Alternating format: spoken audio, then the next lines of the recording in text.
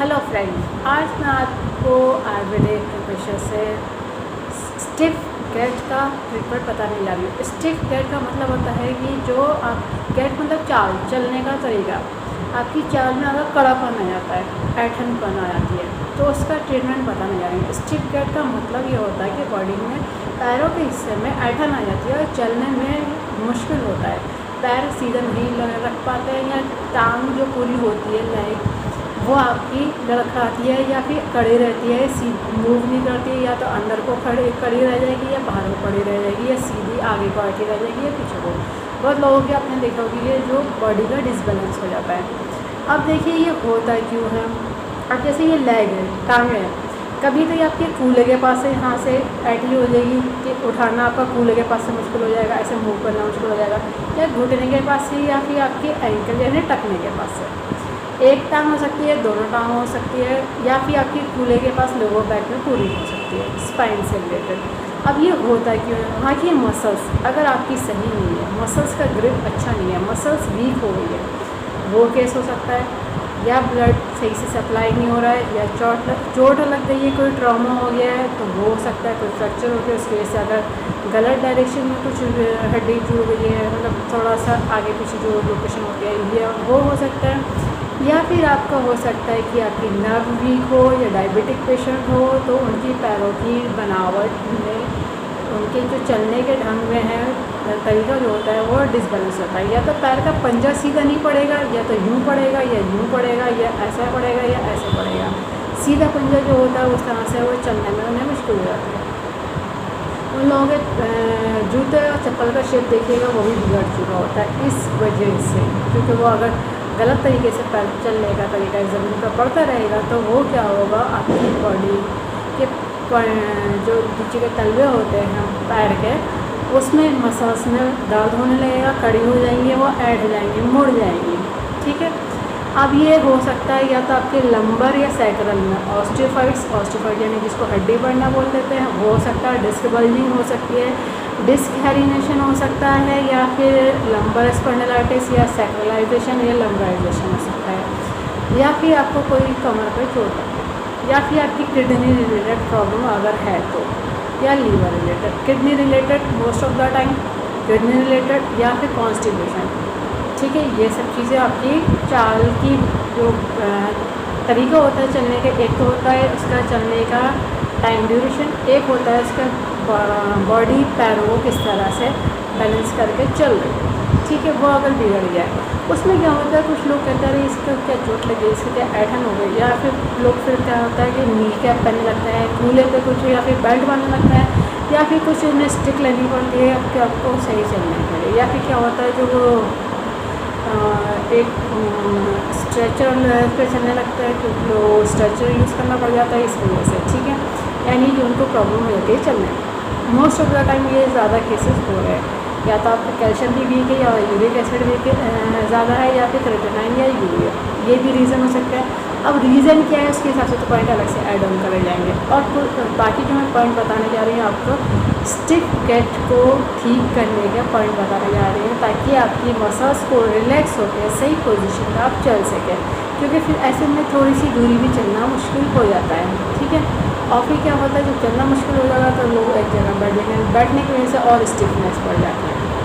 अब जो मैं इसका ट्रीटमेंट बताने जा रही हूँ, लगाने के लिए ज़रूरत होगी डॉक्टर टेप की, पेपर टेप की, किसी मेडिकल या सर्जिकल के शॉप से ले लीजिएगा। तो लगाने के लिए ज़रूरत होगी डॉक्टर टेप की, पेपर टेप की, किसी मेडिकल या सर्जिकल के शॉप से ले लीजिएगा। आप इंची का टेप, स्किन फ्रेंडली टेप, कोई और सा टेप नहीं छुइएगा, इस बात का ध्यान रखिएगा। जिन्होंने कोर्स करा उन्हें पता है विद्या के कुछ में यूज़ होती है बियॉन्ड मैग्नेट, जो एक तरह से वाइट होती है, एक तरह से येलो होती है, टोन सीडर का काम करती है, प्लस माइनस एनर्जी होती है, नॉर्थ पोल साउथ पोल। जिनके पास मैग्नेट नहीं है उनके लिए सॉल्यूशन ये है कि हर घर में मिल जाता है मेथी दाना। मेथी दाना फेनुग्रीक सीड्स कहलाता है, ये वही दाना है जो तड़के छौके में इस्तेमाल करता है, जिनका काम होता है प्रेशराइज करना। अगर आप मेथी दाना यूज़ करें तो ध्यान रखिएगा मेथी दाने को डेली नए सीड्स लगाना होता है। बियॉन्ड मैग्नेट आपकी लाइफ टाइम रीयूजेबल होती है। और जो मैं पॉइंट बताने जा रही हूँ वो TCM के बताने जा रही हूँ। जिन्होंने TCM पढ़ी है वो लोग समझ जाएंगे, बाकी लोग लोकेशन देख करके पॉइंट लगा लीजिएगा। TCM के पॉइंट पे या तो बियॉन्ड मैग्नेट लगेगा या फिर मेथी दाना लगेगा। कलर नहीं लगाइएगा, जिनको कलर की नॉलेज है वही लोग कलर लगाइए, कि हर पॉइंट का हर डिजीज़ के अकॉर्डिंग, हर कंडीशन के अकॉर्डिंग अलग अलग कलर होता है। ठीक है, TCM भी आयुर्वेदिक एक्यूप्रेशर का ही पार्ट है और TCM को ही आयुर्वेदिक एक्यूप्रेशर का पार्ट ही बोला जाता है। ठीक है, पॉइंट की लोकेशन समझ लीजिए। ये देखिए हमारी इंडेक्स फिंगर है। इंडेक्स फिंगर में मिडिल फिंगर की तरफ जो पॉइंट चलते हैं वो हार्ट मेरिडियन के चलते हैं।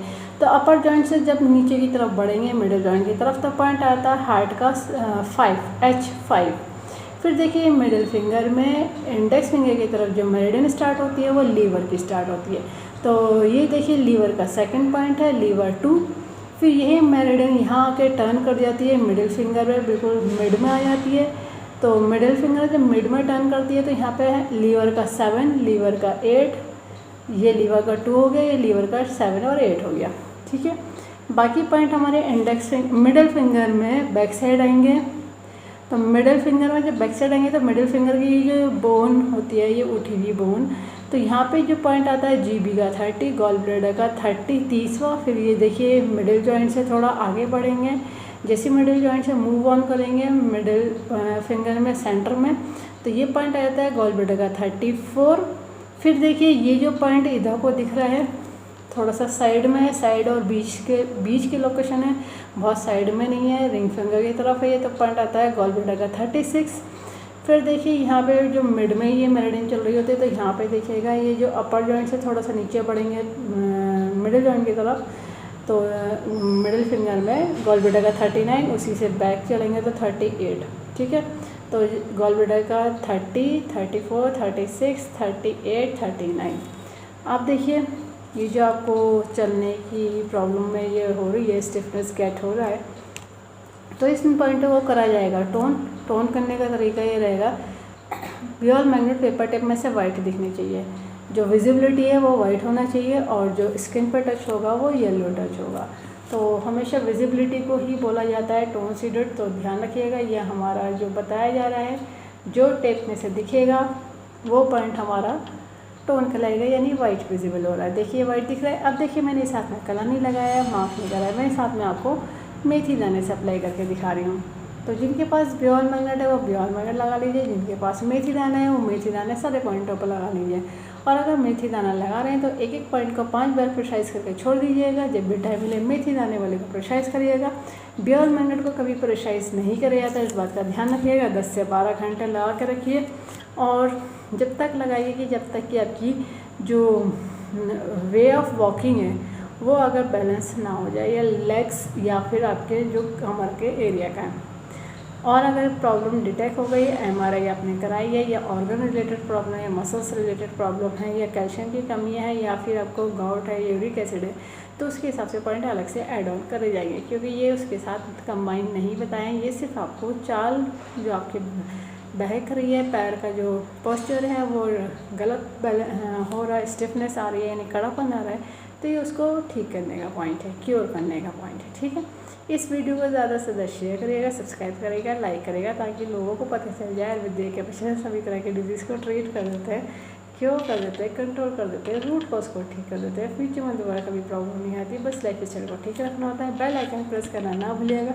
जब भी मैं नए वीडियो अपलोड करूँगी तो आपको लेटेस्ट नोटिफिकेशन मिल जाएगा। लाइक करना ना भूलिएगा। इस वीडियो को एंड तक देखने के लिए thank you very much. See you next time.